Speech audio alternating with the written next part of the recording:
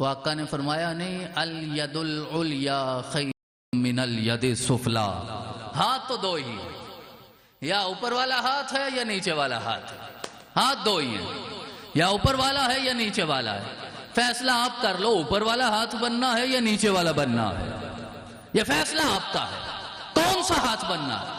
تو آقا نے فرمایا کہ جو اوپر والا ہاتھ ہے، جو اعلیٰ ہے، جو بلند ہے، جو دینے والا ہے، وہ خیر ہے، وہ افضل ہے اس سے جو لینے والا ہے۔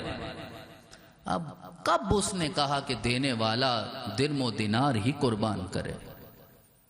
ارشاد فرمایا کہ تم روزے دار کا روزہ صرف آدھی کھجور سے بھی جب افطار کروا دو گے تو میں ایک پہاڑ کے برابر صدقے کا ثواب عطا فرماؤں گا۔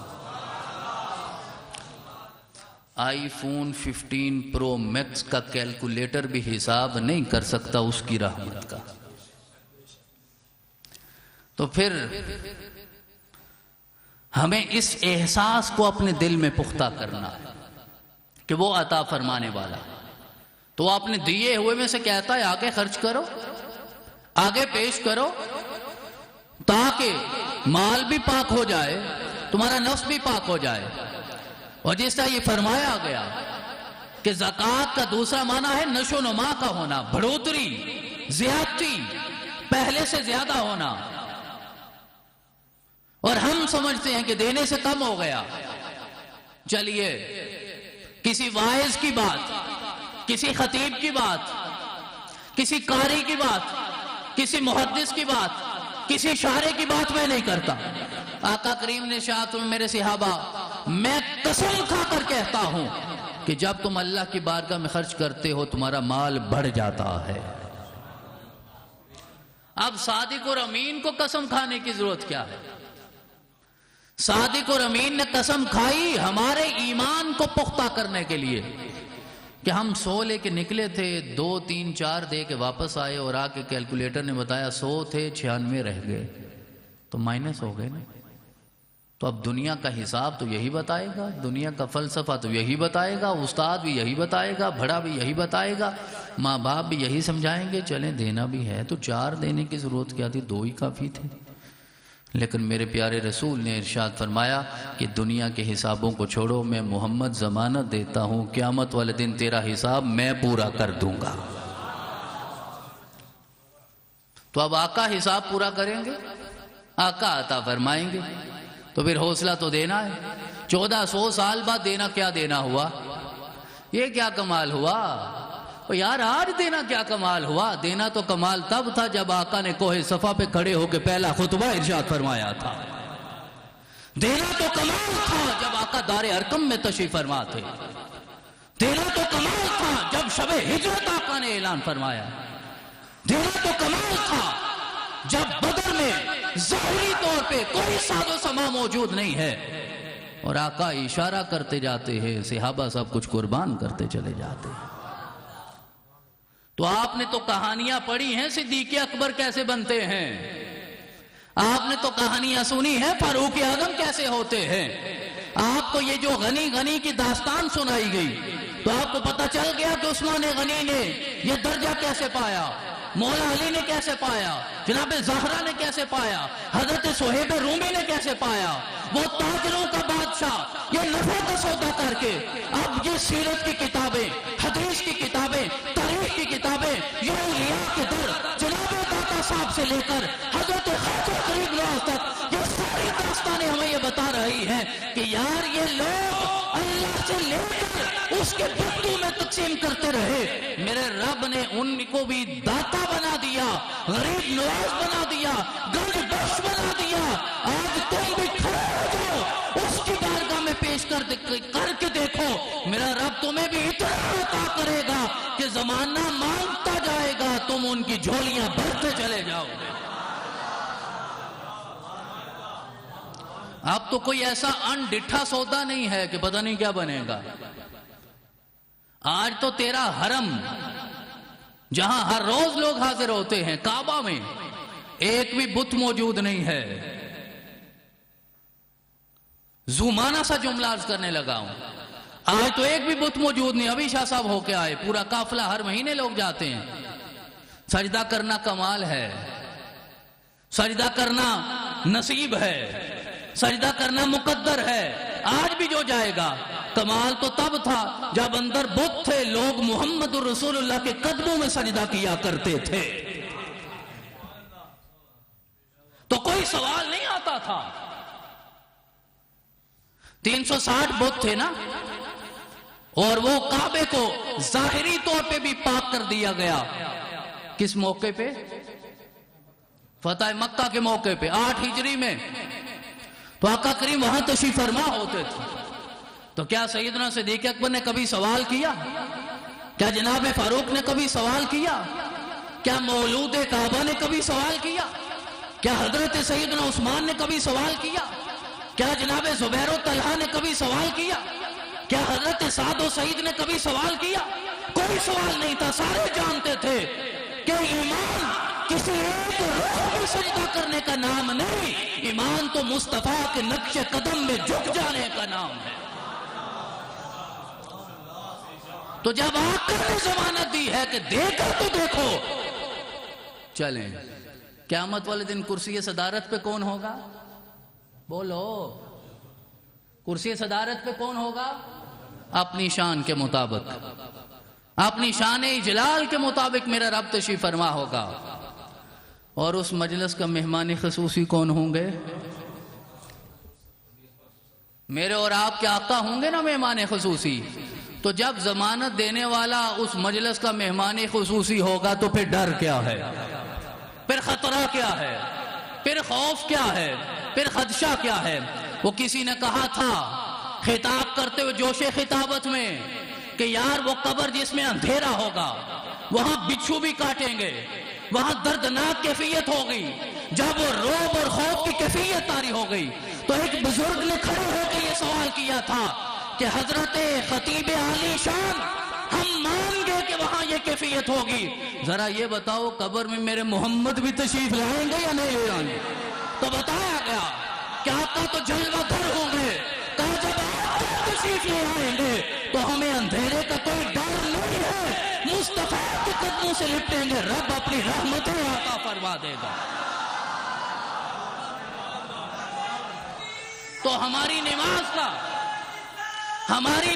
کا سودا کسی اور کے ساتھ نہیں، ہماری نماز کے ضامن بھی محمد الرسول اللہ، ہماری زکوٰۃ کے ضامن بھی محمد الرسول اللہ، ہمارے روزے کے ضامن بھی محمد الرسول اللہ۔ اب وہ اینٹ اور گارے کے بنے ہوئے گھر کا طواف کرنے والے، تمہارے ان طواف کے چکروں کی ضمانت بھی میرے محمد عطا فرمائیں گے۔ حجر اسود کا بوسہ لینے والوں، مقام ابراہیم پہ سجدہ کرنے والوں، صفا مروہ پہ جا کے دوڑنے والوں، یہ ساری عبادتیں ریاستیں رائے گاں ہو جائیں گی اگر ضمانت میرے محمد کی نصیب نہ ہوگی۔ تو جب ضامن صادق اور امین ہے، پھر خطرہ کس بات کا ہے؟ پھر خوف کس بات کا ہے؟ تو اس آقا نے فرمایا دے کر تو دیکھو، کم نہیں ہوگا، بڑھے گا۔ اور زندگی کا شاید تجربہ ہو، بڑی بڑی ہستیوں کو تجربہ ہوگا کہ جب کبھی انسان زندگی میں ارتکاز دولت کر کے بیٹھ جاتا ہے اور سوچتا ہے کہ یہ میں سنبھال کے رکھوں، کل فائدہ دے گا، 2 دن بعد دے گا، 4 دن بعد دے گا، 10 دن بعد فائدہ دے گا، وہ فائدہ رہا پتہ نہیں کہاں سے کہاں چلا جاتا ہے، نہ اپنا فائدہ ہوا نہ کسی کا فائدہ ہوا۔ اور جب وہ گردش ہوتی ہے، گردش دولت، سرکولیشن آف ویلتھ جس کی بات ڈاکٹر صاحب نے فرمائی، تو پھر میرا رب وہاں سے بھی عطا فرماتا ہے جس کا انسان تصور بھی نہیں کر سکتا۔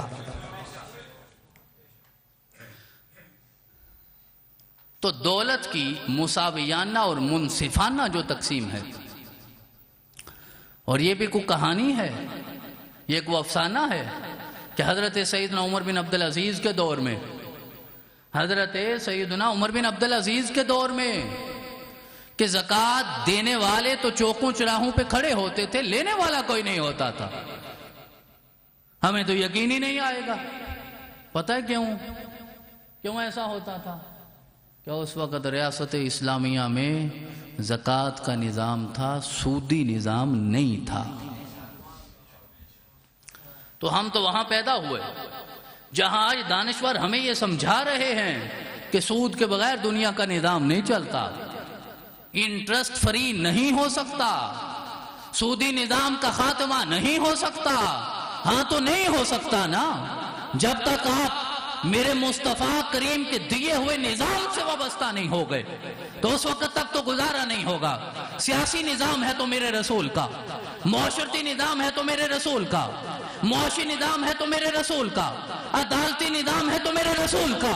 تو میرے آقا نے جو نظام ہے زندگی عطا فرمائے ہیں، تم ان سے وابستہ ہوتے چلے جاؤ، میرا رب خلفائے راشدین کے زمانے کی برکتیں تمہیں بھی عطا فرماتا چلا جائے۔ اب برابر جو تقسیم ہے نا، اللہ نے ہر ایک کو 2، ہر ایک کو 4، ہر ایک کو 10، ہر ایک کو 100، ہر ایک کو 1000 نہیں عطا فرمانا، یہ اس کی حکمت ہے۔ اور ہارون صاحب نے فرمایا نا وَفِي أَمْوَالِهِمْ حَقٌّ مَّعْلُومٌ لِلسَّائِلِ وَالْمَحْرُومِ، جسے دینا ہے اس پہ احسان نہیں ہے، اللہ فرماتا اس کا حق اسے دے رہے ہو۔ وہ قرآن کی اصطلاحات کو سمجھو تو صحیح، حق ہوتا کیا ہے؟ حق احسان ہوتا ہے؟ ہمیں تو قرآن کا ترجمہ نہیں پتا، ہمیں تو قرآن کی تشریح نہیں پتی، ہمیں تو قرآن کی توضیح و تعلیل کا نہیں پتا، ہمیں تو قرآن میں بیان کردہ تراکیب کا نہیں پتا، ہمیں تو قرآن میں بیان کردہ اصطلاحات کی سمجھ نہیں۔ جب اللہ رب العزت نے فرمایا کہ تیری جیب میں جو ہے اس میں فلاں کا حق ہے، تو پھر اس کا حق اسے دیتے ہوئے احسان کیسا ہوا؟ یہ تو اس کا حق ہے، کیا حقدار کو حق نہیں لوٹانا چاہیے؟ اس معاشرے کا سب سے بڑا المیہ یہ ہے کہ ہر بندہ اپنے حق کی بات کرتا ہے، کوئی اپنے فرائض کی بات کرتا ہی نہیں۔ ہر بندہ اپنے رائٹس کی بات کرتا ہے، ہیومن رائٹس کی، تو ہیومن ڈیوٹیز کوئی نہیں ہے، فرائض کوئی نہیں، ذمہ داری کوئی نہیں۔ میں آج یہ عہد کر لوں کہ کل سے میں اپنے فرائض ادا کروں گا، اور آپ عہد کریں آپ اپنے فرائض ادا کریں گے، تو ایک دوسرے کے فرائض کرتے کرتے دونوں کے حقوق بھی ادا ہو جائیں گے۔ اور اگر حق کرتے رہیں گے تو کسی کا فرض ادا نہیں ہوگا، تو جب فرض ہی ادا نہیں ہوگا تو حق کیسے ملے گا؟ اور یہ جو ہم تزکیہ نفس کی بات کرتے ہیں نا، ایک بہت بڑا معاشرتی فائدہ ہے زکوٰۃ کا۔ یہ تزکیہ نفس کی ہم بات کرتے ہیں، یہ پتہ کس کے تزکیے کی بات ہے؟ یہ ہماری سوسائٹی میں بسنے والی اشرافیہ کے تزکیے کی بات ہے۔ جس سوسائٹی کے بڑے لوگوں کا تزکیہ ہو گیا وہ سارا معاشرہ ہی پاک ہو جائے گا۔ تو دینی نہیں زکوٰۃ، جو صاحب نصاب ہے وہ اشرافیہ ہی ہیں نا، بڑے لوگ ہی ہیں نا۔ زکوٰۃ نہیں دیں گے تو پاک نہیں ہوگا، وہ پاک نہیں ہوں گے تو معاشرہ کیسے پاک ہوگا؟ تو اشرافیہ پاک ہو گئی، ہماری ایلیٹ پاک ہو گئی، جو صاحب نصاب ہیں وہ پاک ہو گئے۔ تو جب ان کا نفس پاک ہو گیا نا تو پھر غرباء کے نفوس بھی پاک ہو جائیں گے۔ یار امام ہی پاک نہ ہو تو مقتدی بڑے ویسے کرنی بن جائیں تو فائدہ۔ تو اس لیے اشرافیہ کا تزکیہ، یہ جو تزکیہ نفس کی بات ہوتی ہے دینے والے کا ہوگا نا، لینے والے کی تو بات ہی نہیں ہو رہی۔ تو دینے والا جب تک اپنے مال کو اور اپنے نفس کو پاک نہیں کر پائے گا تو اس وقت تک یہ ساری چیزیں بے معنی ہو جائیں گی۔ اور جو ارتکاز دولت ہے، دولت کو روک کر رکھنا ہے اپنے پاس، یہ زکوٰۃ کا نظام ہمیں یہ بتاتا ہے کہ اگر معاشرہ ارتکاز دولت سے نجات لینا چاہتا ہے تو تمہیں زکوٰۃ کی طرف آنا پڑے گا۔ گردش دولت کے بہت سارے اقدامات اسلام نے بیان فرمائے، جس طرح ڈاکٹر صاحب نے فطرانے کی بات کی، عشر ہے، خراج ہے، کفارات ہیں، صدقہ ہے، جزیہ ہے، ان ساری چیزوں کو قرآن عزیز نے اور احادیث طیبہ میں میرے رسول نے واضح طور پہ بیان کیا ہے کہ اسلام گردش دولت کو پسند کرتا، ارتکاز دولت کو پسند نہیں کرتا۔ ایک ہاتھ سے دوسرے ہاتھ میں، دوسرے سے تیسرے کے ہاتھ میں، جب تک یہ دولت کی سرکولیشن جتنی بڑھتی جائے گی میرا رب اتنی ہی برکتیں معیشت میں عطا فرماتا جائے گا۔ آپ سارے علماء اور طلباء میرے سامنے تشریف فرمائے، آپ کے علم میں ہے قرآن عزیز میں جتنے بھی کفارات بیان ہوئے، جتنے بھی کفارے قرآن میں بیان ہوئے، قسم کا کفارہ ہو، وہ زہار کا ہو، وہ روزے کا ہو، کوئی بھی کفارہ، تو کہیں اللہ کریم نے ارشاد فرمایا اس کا کفارہ یہ ہے کہ 10 مسکینوں کو کھانا کھلاؤ، کہیں فرمایا گیا 10 مسکینوں کو کپڑے پہناؤ، کہیں کہا گیا کہ 60 مسکینوں کو کھانا کھلاؤ، 60 مسکینوں کو کپڑا دو۔ اب آپ نے اظہار کیا تو اس میں مسکینوں کا کام کیا ہے؟ قسم آپ نے توڑی، مسکینوں کا کام کیا ہے؟ اللہ کریم ارشاد فرماتے کہ ایک قسم توڑی ہے 20 روزے رکھو، روزے بھی 3 ہی رکھوائے، لیکن کہا اچھا روزہ بھی ایک آپشن ہے، مسکینوں کو کھانا کھلاؤ تو اللہ تم سے راضی ہو جائے گا۔ یار دیکھیے تو صحیح وہ اپنے بندوں سے کتنی محبت کرتا ہے۔ اظہار آپ نے کیا کہا اچھا 60 مسکینوں کو کھانا کھلاؤ تو میں راضی ہو جاؤں گا۔ روزہ تم نے توڑا، فرض روزہ توڑا، تو 60 روزے مسلسل رکھنے تھے، کہا 60 مسکینوں کو کھانا کھلاؤ تو میں راضی ہو جاؤں گا۔ وہ دوسروں کو کھلانے سے راضی ہوتا ہے، دوسروں کا کھانے سے نہیں ہوتا۔ دوسروں کا کھانے سے نہیں ہوتا، دوسروں کو کھلانے سے ہوتا ہے۔ تو آؤ نا اسے راضی کر لو۔ تو یہ ارتکاز دولت کو اللہ نے ناپسند فرمایا، تو ہر کفارے میں شامل کیا ہے کہ تیری دولت میں گردش آنی چاہیے تو اللہ راضی ہو جائے۔ اور سب سے بڑی بات، زکوٰۃ کا سب سے بڑا فائدہ یہ ہے کہ سودی نظام کا خاتمہ ہو جائے گا۔ ہر صاحب نصاب ایمانداری سے زکوٰۃ دے، آج بھی دے، تو ہمارا دل یہ کہتا ہے کہ حضرت سیدنا عمر بن عبدالعزیز کے دور کی یاد تازہ ہو جائے گی۔ آج بھی دینے والے تو ہوں گے، لینے والا کوئی نہیں ہوگا۔ اور ایک آخری آیت مبارکہ پیش کر کے بات ختم کرتا ہوں۔ یہ تو سارے فضائل ہوئے نا زکوٰۃ کے، تو نہ دینے والے کو بھی پھر کچھ نہ کوئی تو حساب دینا ہی پڑے گا۔ یہاں زکوٰۃ نہیں دو گے تو پھر وہاں جا کے حساب دینا پڑے گا۔ یا ایھا الذین آمنوا ان کثیرا من الاحبار والرہبان لیأکلون اموال الناس بالباطل ویصدون عن سبیل اللہ والذین یکنزون الذھب والفضة لا ينفقونها فی سبیل اللہ فبشرهم بعذاب علیم یوم یحمى علیہا فی نار جہنم فتکوی بها جباہهم وجنوبهم وظہورهم ھذا ما کنزتم لانفسکم فذوقوا ما کنتم تکنزون۔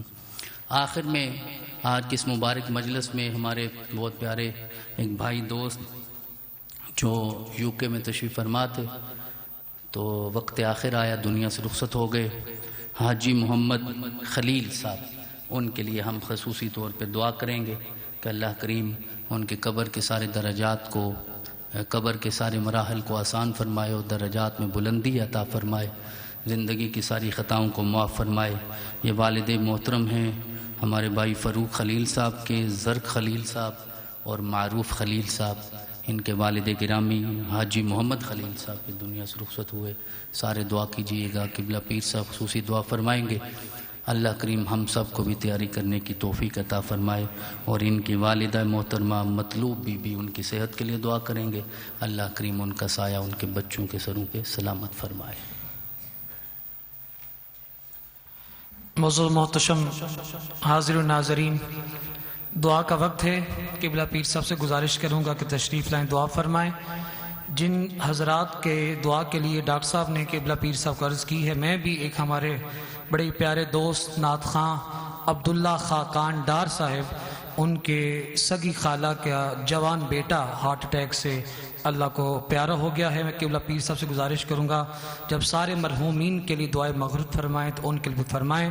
اب بڑی ادب کے ساتھ، محبت کے ساتھ حضرت قبلہ پیر سید زاہد صدیق بخاری دامت برکاتہ العالیہ کو دعوت دے رہا ہوں، تشریف لائیں، دعائے خیر کے ساتھ اس نشست کا اہتمام کریں۔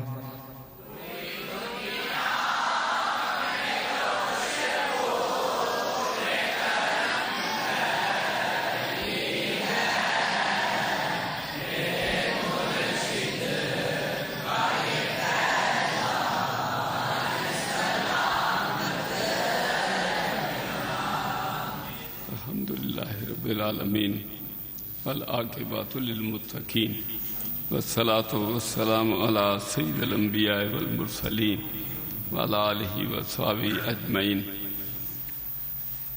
جس طرح حاجی خلیل صاحب کا ذکر خیر کیتا گیا، اور سارے خاقان صاحب دے جڑے عزیز دنیا تو رخصت ہوتے ہیں، آؤ مل کے دعا کریے اللہ ان دے درجات بلند کرے، قبر روشن کرے۔ آخرت دی منزلہ آسان فرمائے، حضور سرور کائنات صلی اللہ علیہ وآلہ وسلم دے قدمین شریفین جگہ عطا فرمائے، جس طرح دی والدہ ماجدہ متعلق عرض کر رہے ہیں اللہ انہوں صحت کاملہ عطا فرمائے، سارے دے والدین اللہ صحت کاملہ عطا فرمائے، درجات بلند فرمائے، سارے آج دی جی گفتگو بھی اللہ سنویت عمل دی توفیق عطا فرمائے، اے نعمت سارے ملک بھی اللہ عطا فرمائے، سانو دن دیکھنا نصیب فرمائے، ہر ملک دے اندر بھی زکوٰۃ دا نظام نافذ ہو جائے اور سود دی اس مصیبت تو اللہ نجات عطا فرمائے، صالح حکمران عطا فرمائے، دعا کرو اللہ رحمتی بارش بھی عطا کرے، ایسی بارش جڑی انسانہ حیوانہ اور فصلاں باتے مفید ہوئے، مردہ زمین دے اندر جان پیدا کر دے، سن اللہ رحمتی بارش عطا اور اللہ تعالیٰ اس پروگرام نے بھی بارگاہ قبول و منظور فرمائے۔ ربنا ظلمنا انفسنا وان لم تغفر لنا وترحمنا لنكونن من الخاسرين ربنا اغفر لي ولوالدي وللمؤمنين يوم يقوم الحساب صلی اللہ تعالی علی رسول خیر خلقہ اجمعین برحمتک۔